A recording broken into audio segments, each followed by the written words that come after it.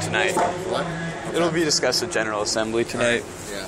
Like, there's That's one... essentially what I'm looking for here, so. Okay. Well, yeah, I'm not going to be able to give you too much info. We are aware of it. Okay. Well, let's just get that one. Okay, Sorry, sure. what's your name again? My name is Anthony.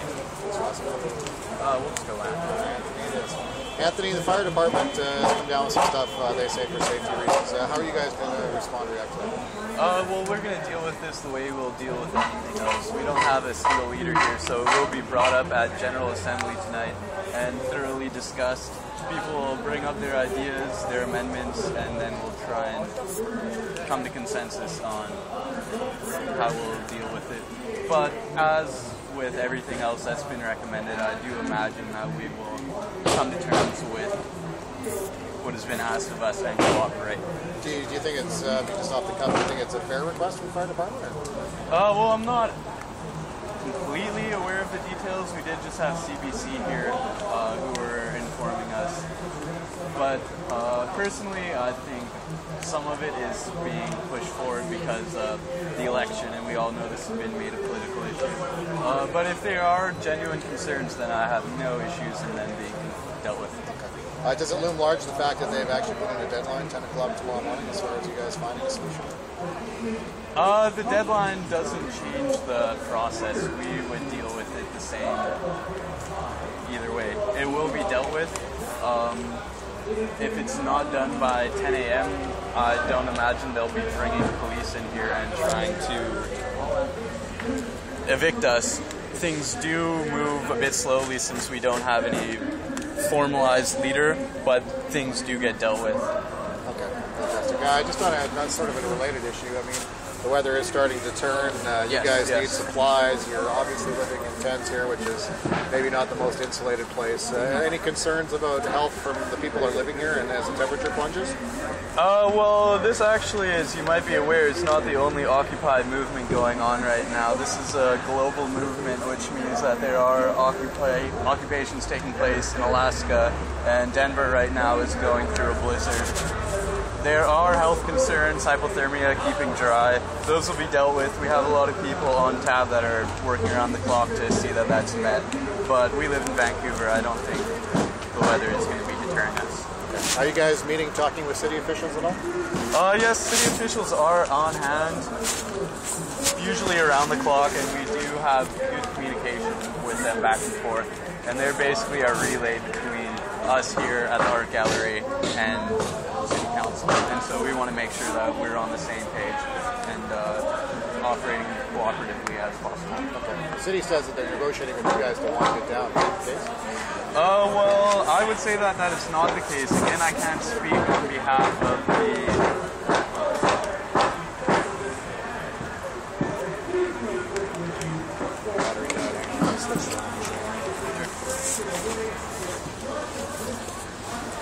What are your personal thoughts on Occupy? I'm curious.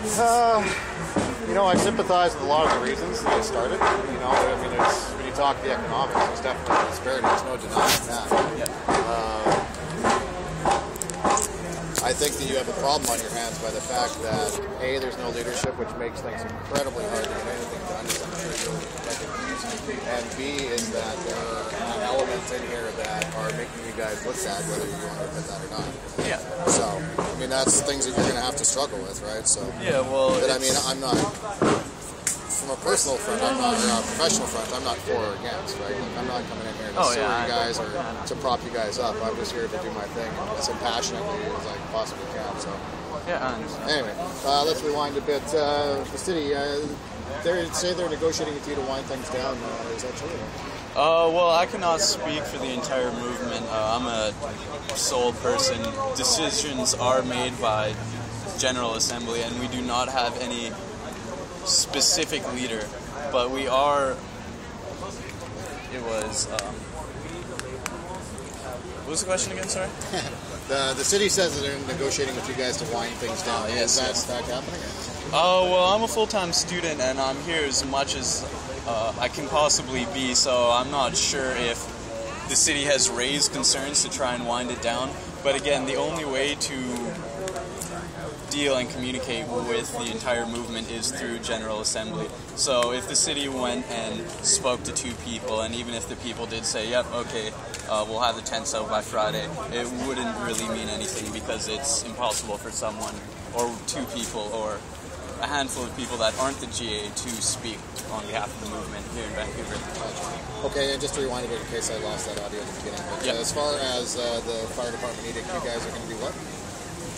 We will cooperate with the fire department. They are on hand here, and we have good communication back and forth. Every concern that they've raised, as I'm sure if you're aware of what was spoken about at City Council a couple days ago, every concern that they do raise is dealt with in as timely a manner as possible. Again, we are working on a volunteer basis. We don't have people that are designated to do specific roles, but we will be working cooperatively with the city. Okay. And you guys are going to address the issue in the General Assembly tonight? Yes, General Assembly is happening at 7 o'clock tonight. It's not necessarily going to be the first thing on our agenda, just because we always have a lot to work through that are issues from yesterday, weeks before, but it will come up, that is for sure.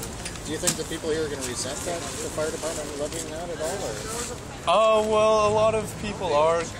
Well, again, I can't speak on behalf of everyone, but I myself am getting the sense that a few people here are getting a bit frustrated with the politicization of the whole issue here. So I can see some frustration starting to happen with that. But again, if there are genuine concerns, we are just chiefly concerned with safety, as are the police. These are people affiliated with us that are going to be here. So if there are genuine concerns, I know that nobody here will have an issue with it.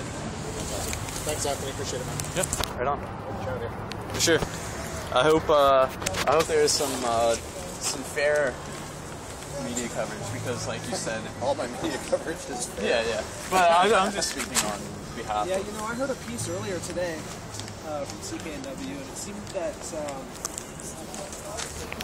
it was a little I'm not sure if you were the reporter, but it seemed like it was a little bit biased towards the facts about someone overdosing here today. Yeah, well, how so? It just seems like the story for me was that a 1-minute response time from our medical staff. Right? Yeah, I did the story and I mentioned that. Matter of fact, my story was around the fact that guy's life was saved. But if you don't believe me, you can check the CKNW website. It's right there in black and white. I think the issue, like you said yourself, even that there are genuine issues that are trying to be raised here, and when people come here, they're not trying to, set up just a haven to hang out. People are here to address those concerns, and when people come in and choose to single out specific stories, I'm not saying that doesn't constitute coverage, but people are, and I think you can admit that the media is very selective about the stories that they do choose to come. I don't necessarily agree with that. I think you guys are doing a lot more stories that are negative about this thing. It's all about how is this thing going to get shut down? What's the end game? How do we get it done? Like, it's a necessary that has to go. Yeah. Don't confuse stories with talk show. It's two different things, though, right? Okay. I mean, the newsroom is putting out a news story, which you hear in the news break. It's a completely different energy. Okay, maybe that's if you understand the essence, the essence of a talk show. Yeah. And really, it's not news reporting. You have a host who's literally looking to throw a rock in the water to see what causes a reaction and then work the phone lines, right? So they're looking for things that stir people up, get a reaction, get people upset or happy, but get a response, right? Yeah. And that's different from what the newsroom does.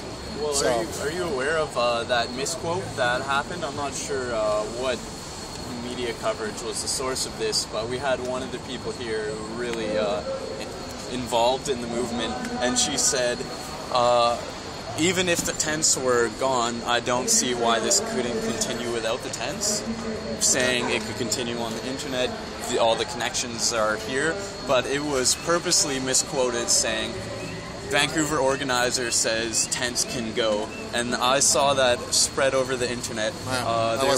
They were, yeah, but I would almost even say, yeah, and by the time it was done, in a matter of a couple hours, there were tens of articles of this from news news entities on the East Coast, and it was really, but it speaks to the way that it's being handled here. People are looking to try and, they're coming in here saying, people want to see this go, how can we sell a newspaper to someone who is pissed off about this? Instead of saying, how can we get the real story out here and try and educate the people? They're not trying to change. Our job in the media people. isn't to educate people, right? Like, that's what a point I tried to make this morning when I was here. Like, someone asked me, well, you don't come down here to help us. Well, you know what? My job is not to come down here to help you, and it's not to come down here to hinder you. As a reporter, you come down as a passive observer, and you tell the story as best you can. In the case of this, we've been telling stories down here for, 3 weeks now? So, I mean, we've done stories on every legitimate angle and every little thing, right? So, I mean, I understand a little bit of the frustration for your side, but, I mean, some of this stuff about media is conspiracy and stuff, it's really not true. Like, it just isn't, you know, I mean, that misquote thing is unfortunate, and that, I can guarantee it wasn't us, because I would know that story. Things that were done by, widespread by all the major media outlets that are just hard to excuse. Like, BC Civil Liberties did not say...